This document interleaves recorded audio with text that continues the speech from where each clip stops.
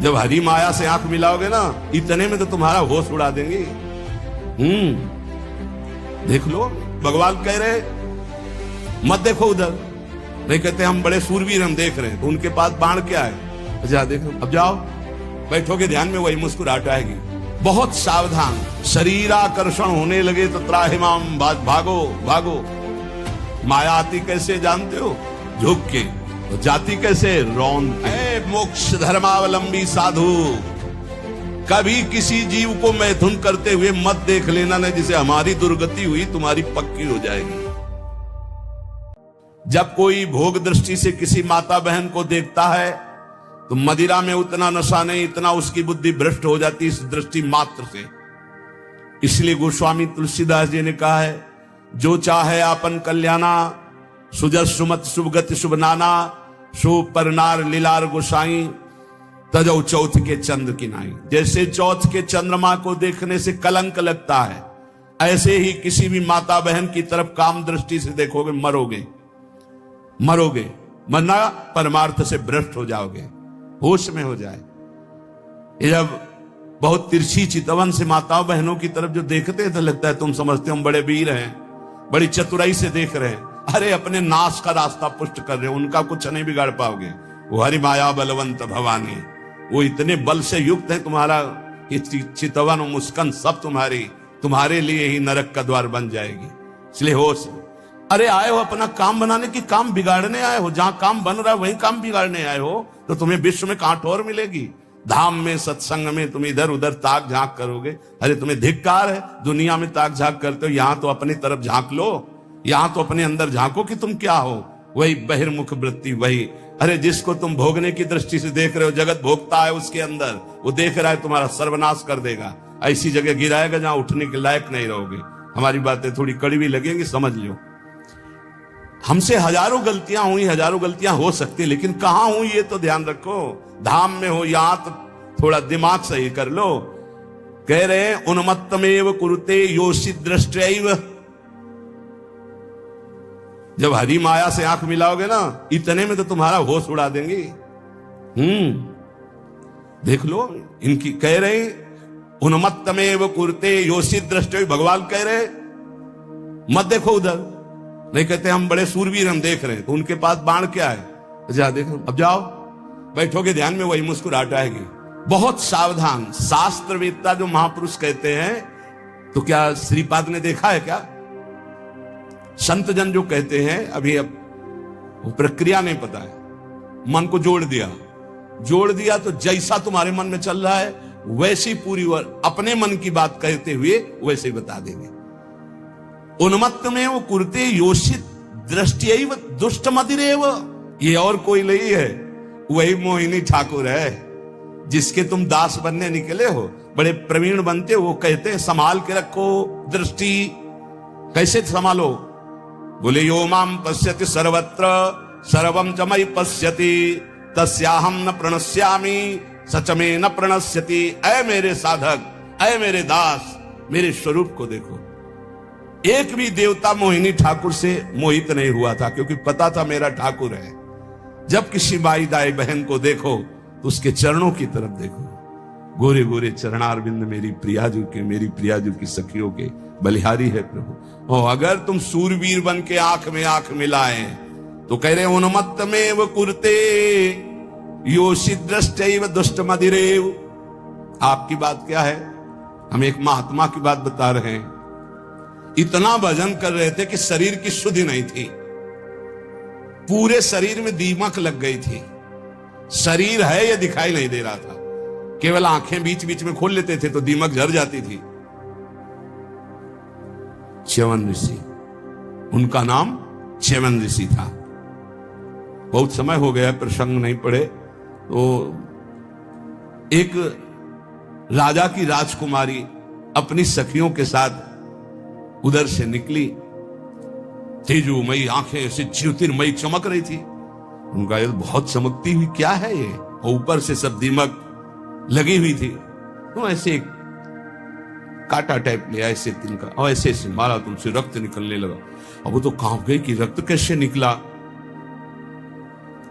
अब सबके मलमूत्र बंद कर दिए, पूरे राजा से लेकर जितना परिकर, जितनी सेना, सबके च्यवन ऋषि ने। हाहाकार मच गया। तो उनमें कुछ विद्वान लोग भी साथ थे। उन्होंने कहा किसी ब्रह्म ऋषि का अपराध है। ढूंढा गया अपराधी कौन है, यहां वन में किसी ऋषि का अपराध। तब राजकुमारी ने कहा कि अगर कोई ऐसी बात है तो मेरे द्वारा अपराध शायद बना है।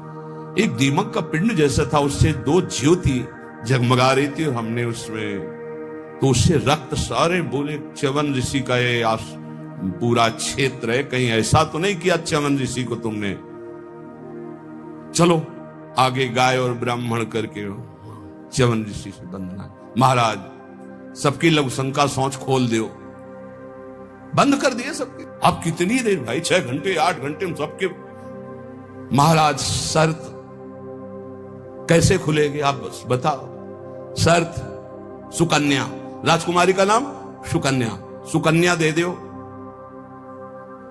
राजकुमारी से कहा अब राजकुमारी ना कैसे, अपराध तुमने किया ऋषि की सेवा में, तुम्हें उन्मत्तमेव कुरुते योषित दृष्टैव दुष्ट मदिरैव। जाओ सबके लघुशंका सोच खुल जाए, जाओ अब सब यहां से।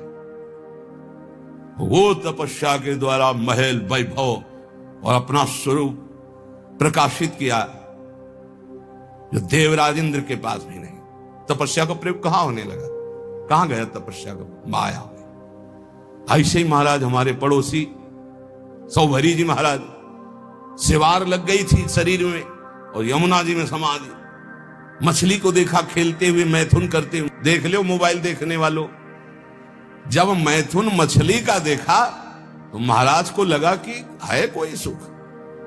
बताओ अभी तक जल में हजारों वर्ष समाधि लगाने वाले महात्मा ब्रह्म सुख का वो अनुभव, और मछली के मैथुन सुख को देखकर सोचा अब तो इस सुख का अनुभव करेंगे। तो सामर्थ्यशाली महात्मा कहां जाए, तो छोटे मोटे घर गृहस्थी के पास थोड़ी गए। चक्रवर्ती सम्राट राजाधिराज मानधाता के पास दुर्गंध आ रही थी मछली किसी शरीर से, सिवार पानी के अंदर की हड्डी हड्डी थी, गाल चपके हुए, आंखें तेजोमयी, देख के डर जाए आदमी। महाराज तो मानधाता बहुत बड़े प्रतापी राजा हुए हैं। महाराज आज्ञा कीजिए। बोले विवाह करना चाहता हूं। बोले आदेश कीजिए, किससे कराए? बोले आपकी राजकुमारी से। 50 कन्या थी। घबरा गए कि ऐसे महात्मा के लिए अगर राजकुमारी समर्पित कर दी तो मतलब राजकुमारी का जीवन क्या होगा, महलों में पल। तो उन्होंने कहा महाराज जो तुम्हें राजकुमारी पसंद हो पसंद कर ले आप उसे, क्योंकि जानते थे ना बोले कि सांप हो तो सांप कौन भोगे, इनको पसंद ही कौन करेगा। बोले महाराज जो तुम्हें पसंद कर ले। तो समझ गए सौभरी जी, तपस्या के द्वारा ऐसा रूप बनाया।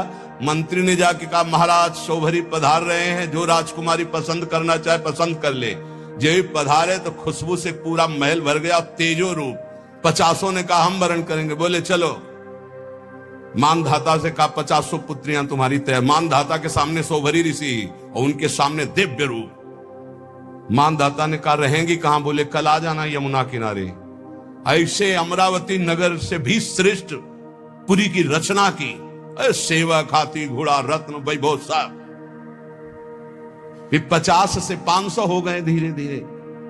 तो जब बैठे थे वो अगल बगल छोरी छोरा खेल रहे थे, तब उनको ध्यान आया इन्हीं से बचने के लिए तो यमुना में समाधि लेते थे।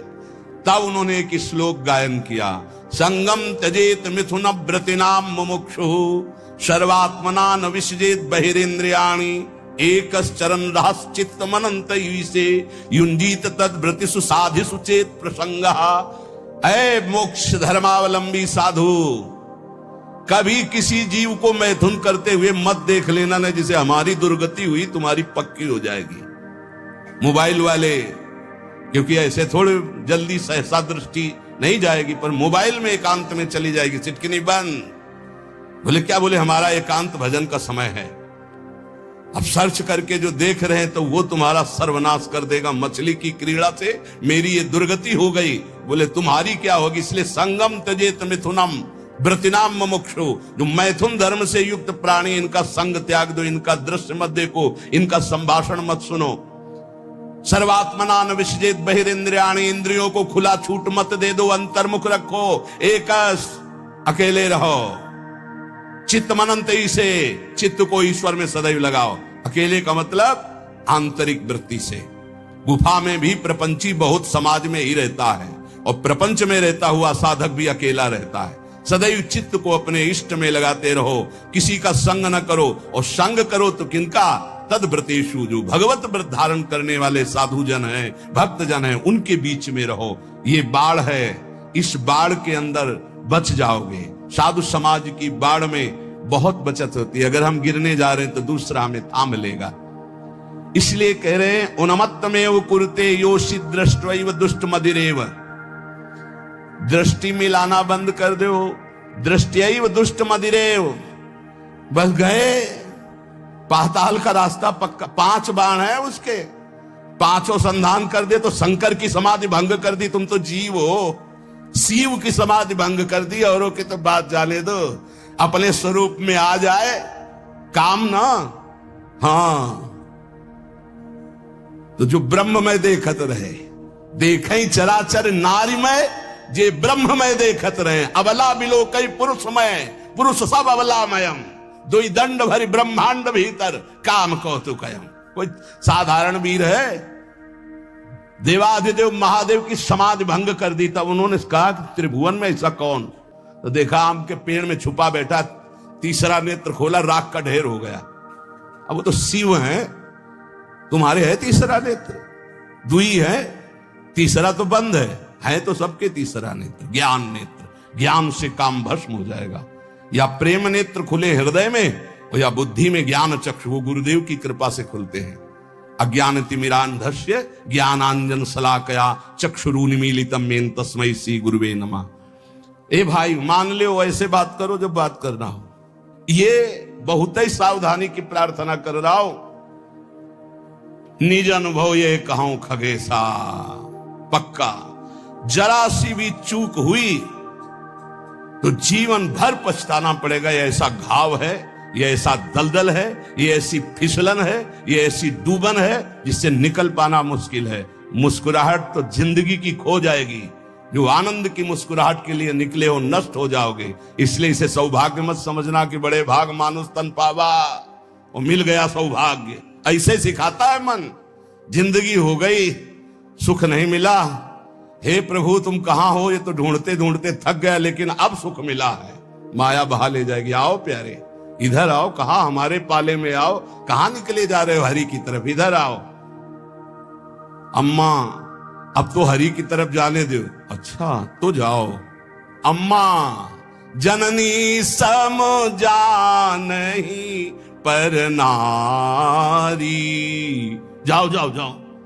अम्मा तो बच गए, और अम्मा के सिवा और कुछ देखा तो मारे जाओगे। सब में मात्र भाव, जैसे अपनी सगी अम्मा को ऐसे देखो, चरणों की तरफ। अतिवन सती रसज्ञा हा वृंदारण्य किन्नु में भविता।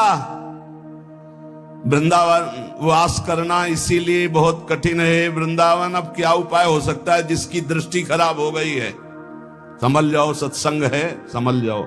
बहुत खतरनाक खेल है, इससे ज्यादा खतरनाक खेल नहीं। हाथ जोड़ के, मुस्कुरा के, प्रणाम करके प्रणाम करवा देंगी, ऐसी प्रबल माया है। हाथ जोड़ना पड़ेगा, घुटने टेकना पड़ेगा, रोना पड़ेगा, फिर भी क्षमा नहीं होगी। माया आती कैसे जानते हो? झुक के। और जाती कैसे? रौंद के। ये शब्द याद रखो। सौभाग्य मत मान लेना। बड़े भाग मानुष तन पावा, सुर दुर्लभ सदग्रंथन गावा। साधन धाम मोक्ष कर द्वारा, साधन धाम मोक्ष कर द्वारा। अति दुर्वारा इंद्रिय वैरिण आमर्दयन्ति सततम माम। बद्ध्वा बद्ध्वा त्यार्ति दकारायाम हा हरे परित्राही। ये पीड़ा देने वाली दुष्ट इंद्रियां कारागार की तरह मुझे बंदी बनाना चाहती हैं। ऐसा ही है। सब कोई देख लो अपनी अपनी इंद्रियों को। ये दुर्दांत दुश्मन इंद्रियां निरंतर पीड़ा देते हुए मुझे बंदी बनाना चाहती भोगों में, नहीं, हा हरे परित्राहि त्राहि माम, ऐसे बचा जाता है। हे हरि मुझे बचा लो, मुझे इंद्रियां फंसा रही, मुझे फंसा रही। कंदर्प शविष विषखैर निरवधिमं दह्यमानस्य, शिकारी वीणा वादन करता है हरिण पहले बुलाने को, इतना मधुर वीणा वादन साधु बन के बजाता है। हिरण बेचारे नजदीक आ जाते हैं, पास में ही धनुष बाण मारा खींच के, वही ढेर हो गया। कंदर्प शविष विषखैर, ये शरीर है वीणा का, कामदेव की वीणा वादन का शरीर का आकर्षण करके, और निरवधिमं दह्यमानस्य विषखैर, काम बाण का संधान किया, ढेर कर दिया। बड़े बड़ों को इतिहास साक्षी है, इसलिए पहले वीणा वादन से ही बचे। शरीर आकर्षण होने लगे तो त्राहिमाम, भागो भागो। अगर आपको अपना सुंदर बनाना है तो परम सुंदर श्री हरि का ध्यान करो, प्रियाजू का ध्यान करो, संयम से रहो, तब तो समझ। अच्छा, हमारी सुंदरता तभी काम की जब सुंदर शिरोमणि प्रभु हमें स्वीकार कर ले। ये मरण धर्मा शरीर दीजेंगे तो क्या करेंगे, क्या करेंगे, क्या दे देंगे मरण धर्मा। इसलिए अति दुर्वारा इंद्रिय वैरिण आमर्दयंती सततम माम। गौर से देखो तो प्रभु दिखाई देने चाहिए, अन्यथा कुछ नहीं है इनमें। कौन सा सुंदर रूप है, कहां सुंदरता है, कहां सुंदरता रह गई है। उन्मत्त में वो कुरते योषित दृष्टि दुष्ट मदेरे, जो हमारा शास्त्र कहता है उसको ध्यान दो। कभी किसी भी माता बहन से बात करनी हो तो चरणों में देखे। देखो भगवान तो सर्वत्र विराजमान है। जिस समय भगवान ब्रह्मा जी ने सृष्टि रचना प्रारंभ की तो सनक सनंदन सनातन सनत कुमार प्रकट हुए, उनसे कहा सृष्टि रचो, बोले शब्द ही नहीं, ये शब्द ही नहीं, हमारी सृष्टि में ही नहीं, हमारे चिंतन में ही नहीं। हर समय समाधिस्थ हरिशरणम। फिर और ऋषि प्रकट किए, सब अपने स्वरूप में स्थित। तब फिर अपने शरीर के दो भाग किए, एक में महाराज मनु और एक में शतरूपा। फिर ये परस्पर ऐसा आकर्षण प्रकट हुआ जिससे सृष्टि वर्धन, नहीं सब ब्रह्म स्वरूप, सब भजनानंदी, भजन में ही डूबने के लिए। तब ब्रह्मा जी ने अपने शरीर के दो भाग के, वामांग से शतरूपा और दाहिनी भाग से महाराज मनु, और यहां से फिर ये मैथुन सृष्टि प्रकट हुई। जिसे भगवत मार्ग में, चाहे वो गृहस्थ हो या विरक्त, गृहस्थ है जिससे पाणी ग्रहण मात्र किया उससे, विरक्त है तो संपूर्ण चराचर जगत में अपने इष्ट का भाव रखते हुए चलना है। नहीं तो अति दुर्वारा इंद्रिय वैरिण आमर्दयंती सततम माम। देखो, जब अच्छा साधक कहीं गड़बड़ हो जाता है तो वो अपने जीवन को ही नष्ट कर देता है। ये अपने वृंदावन की बात है कि दरपानी घाट की तरफ कोई साधक एकांतवास करता। अभी हमसे कल प्रश्न हुआ कि नए साधक को एकांतवास करना चाहिए या सत्संग साधु समागम। तो हम कहा नए साधक को सत्संग साधु समागम करते हुए थोड़ा समय एकांतवास करना चाहिए। जैसे आप आ रहे तो घंटे, 2-4 घंटे, 6 घंटे आपका एकांत में कमरे में भी, और हर समय आप घेरे के अंतर्गत हो। अकेले रहने में, वो भी साधक को साधन में एकांतवास बहुत सावधानी का करना है। मोबाइल तो बहुत ही घातक है, बहुत ही सहायक है। अगर मन चंचल हो रहा है आप सत्संग लगा लो। मन चंचल को शांत कैसे करें, सैकड़ों सत्संग इस विषय के पड़े हुए हैं। अगर आप सावधान नहीं तो फिर मन चंचल होकर विषय सेवन में ले जाए। अब वो रोज मोबाइल का गलत प्रयोग देख रहे थे, उनको घृणा हुई अपने जीवन से और उन्होंने अपना जीवन शांत कर लिया। यही वृंदावन में क्या फायदा हुआ? जीवन शांत होने से क्या भगवत प्राप्ति हो गई? अगर सत्संग मिलता होता तो कम से कम इतनी हिम्मत तो हो जाती कि मोबाइल को ईंट से कुचल देते। अपने को क्यों शांत किया? अपने को तो आप सुधारा जा सकता है, अपने को तो बचाया जा सकता है विषय सेवन से। इसलिए बहुत सावधान, नहीं कभी आपका मन जो गलत मार्ग में शिक्षा दे रहा वही आपको नष्ट कर देगा। बहुत सावधान। कलिकाल है ऐसा, यंत्रों में एक क्षण में आप संसार की गलत बातें देख सकते हैं। वो बहुत बुद्धि को नाश करने वाला है, बहुत बुद्धि। छोटे छोटे बच्चे बताते हैं कि हमारी दुर्दशा इससे हो गई। इसलिए कंदर्प शविष विषखैर निरवधि मम दह्यमानस्य। जब कोई किसी माता बहन की तरफ या विपरीत शरीर की तरफ देखता है तो कामदेव उसी समय विषिक अपने बाणों का संचार करता है। हाय, कैसे उसे शांति मिल सकती है जिसके हृदय को काम ने बेध दिया है। क्योंकि सतत चिंतन उसका चालू हो जाता है और बड़ी दुर्दशा हो जाती है, बड़ी दुर्दशा हो जाती है। मतलब इतना दुर्दशा और किसी विकार से नहीं होती जितनी काम विकार से होती है। इसलिए गोस्वामी जी ने भगवान से प्रियता के लिए मांगा है, काम ही नारी प्यारी जिम लोभी जिम प्रियदाम। तो उपासक सावधान रहे। आज सत्संग में श्रीपाद प्रबोधानंद जी ने खास तौर से वृंदावन की बात बताई कि यहाँ ये नित्या निर्विकारा निर्वधि गुणाहा प्रपंच से ऊपर उठा हुआ महापुरुष निष्प्रपंचाहा समस्त दोषों से रहित भगवत अनुराग से युक्त होकर प्रिया प्रीतम की दिव्य केली को देखता है। यहाँ कैसा भी दुष्ट स्वभाव का आ जाए उसे भगवत प्रेम मिलता है। पर उपासक को यहाँ रहते हुए ये सावधानी करनी कि वर्तमान में कभी हमारा कोई विपरीत संयोग शरीरों का आकर्षण हमें नष्ट न कर दे, क्योंकि प्रिया प्रीतम की महान प्रेम भूमि है। अपने को इस बात के लिए संभालना है। बहुत जन्म हम लोग गिरते रहे, बहुत जन्म पतित होते रहे, अब थोड़ी हिम्मत कर ले, भगवत मार्ग में थोड़ी हिम्मत से चले।